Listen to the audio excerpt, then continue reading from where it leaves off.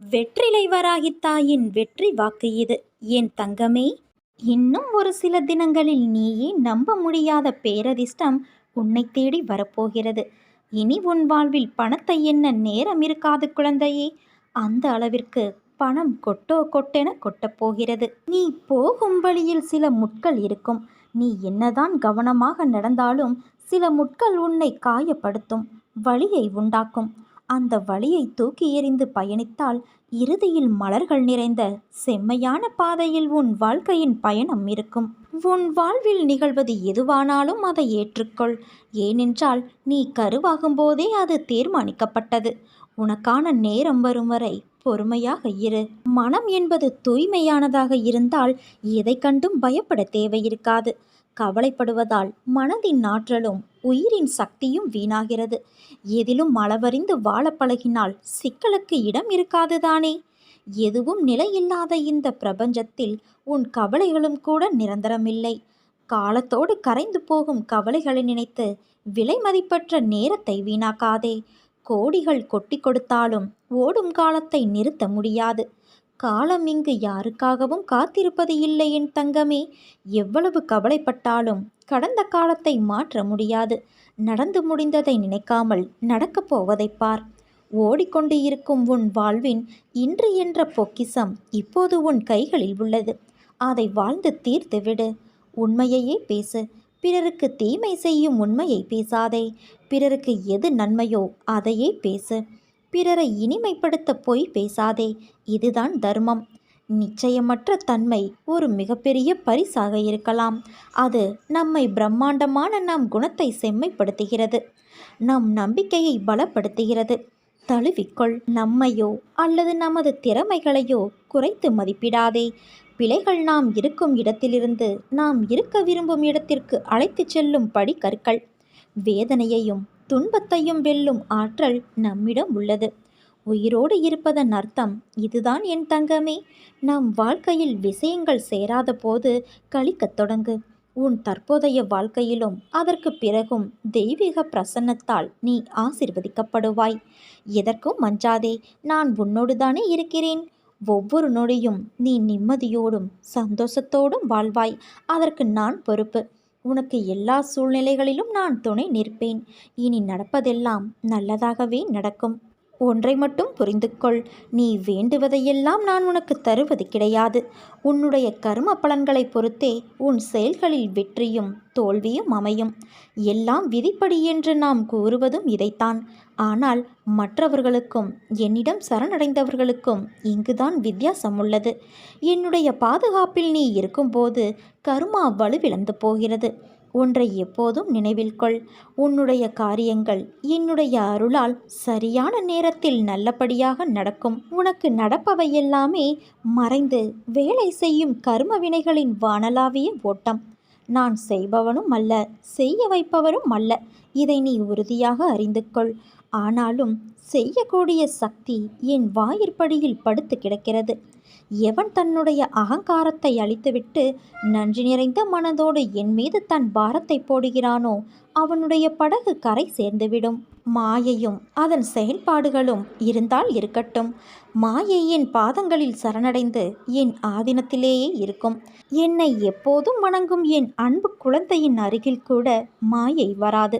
உன்னுடைய காரியங்கள் அனைத்தும் வெற்றி பெறப்போகிறது.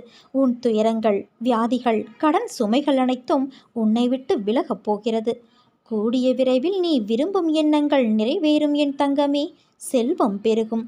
உன் வளர்ச்சியையும் நீ மகிழ்ச்சியாக இருப்பதையும் பார்ப்பதற்கே நான் உன்னோடு வந்து கொண்டிருக்கிறேன். துயரங்களின் தாக்கத்தை தாங்க முடியவில்லையே என்று புலம்பாதே. உன் பாரத்தின் பெரும் பகுதியை நான் உனக்காக சுமந்து கொண்டு இருக்கிறேன். உன்னை நான் எந்த நேரத்திலும் கைவிட மாட்டேன்.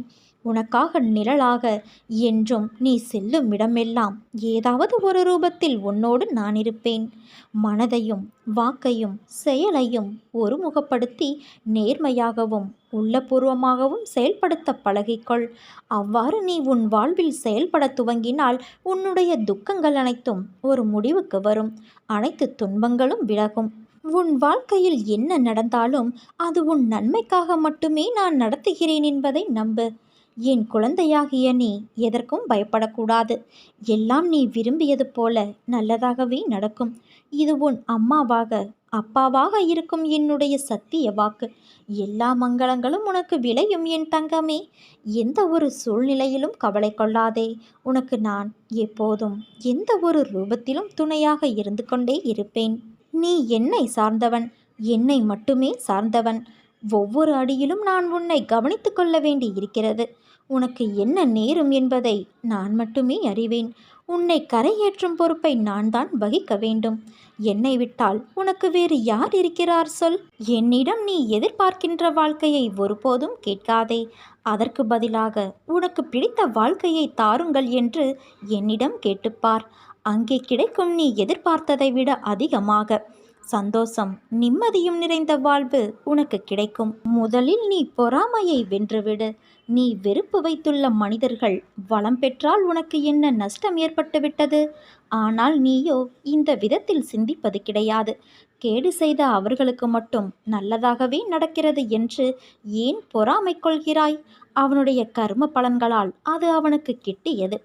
அவர்களைப் போன்றே பதவி, அதிகாரம், பணம், செல்வாக்கு எல்லாம் உனக்கு கிடைக்க வேண்டும் என்று எண்ணுவதால் உன்னை தேடி வரும் நல்லதை நீ தவற விடுகின்றாய். ஒன்றை புரிந்துகொள் குழந்தையே, உலகில் எல்லோரும் ஒரே வாழ்க்கையை வாழ முடியாது.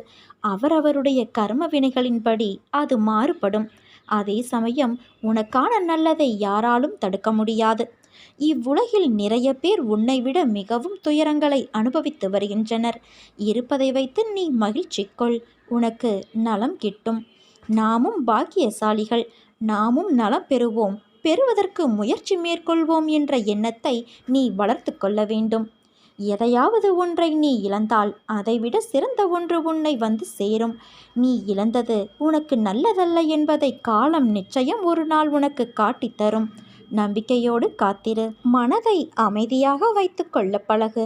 முடிந்த நிகழ்வுகளை எத்தனை காலம் நினைத்து கொண்டே இருக்கப் போகிறாய்? எல்லாம் மாறும். ஆனால் உடனே மாற்றம் வராது. சிறிது காலம் மட்டும் காத்திரு. நீ நினைத்து கூட பார்க்காத மகிழ்ச்சி உனக்கு காத்திருக்கிறது. மனிதன் ஏன் இறைவனாக முடிவது இல்லை?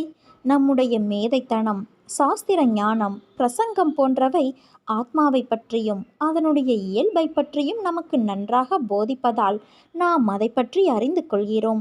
இது ஆத்ம ஞானமல்ல, ஆத்மா பற்றிய அறிவு மட்டுமே. இந்த அறிவை நடைமுறைப்படுத்துவதுதான் ஆத்ம ஞானம். அதை நடைமுறைப்படுத்த வேண்டுமானால் அதை தவிர வேறு எண்ணங்கள், ஆசைகள் மனதில் இருக்கக்கூடாது. பாவ காரியங்களில் ஈடுபடக்கூடாது. எந்த பந்தத்திலும் சிக்கி கொள்ளக்கூடாது. மனதில் எப்போதும் நிரந்தரமான அமைதி இருக்க வேண்டும். சூழல்களில் சிக்கி கவலைகளுக்கு இடம் தரக்கூடாது. ஒரு செயலை செய்தால் அந்த செயலுக்கான பலனில் பற்று வைக்கக்கூடாது. பலனை எதிர்பார்க்கவும் கூடாது. செய்யக்கூடாதவை என நமது சாஸ்திரங்கள் எவற்றையெல்லாம் தடை செய்கின்றனவோ அவற்றையெல்லாம் விளக்க வேண்டும். இதற்கு மேல் பாவ செயல்களை விலக்கி குருவின் பாதங்களில் பணிந்து கிடந்து தியானத்தில் மூழ்கி கிடக்க வேண்டும். இப்படியெல்லாம் செய்தால் ஆத்ம ஞானம் சித்திக்கும். அவனே இறைவனாகவும் முடியும். நாம் அப்படி இருக்க முடிவதில்லை. ஒரு நிமிடம் கடவுள் போல இருக்கின்றோம், மறுநிமிடம் மிருகமாகி விடுகிறோம். கடவுள் பாதி மிருகம் பாதி சேர்ந்து செய்த கலவைதான் மனிதர்கள். நீ எப்போதும் கடவுளின் குணம் கொண்டவனாக இரு. அதுதான் உனக்கு நல்லது.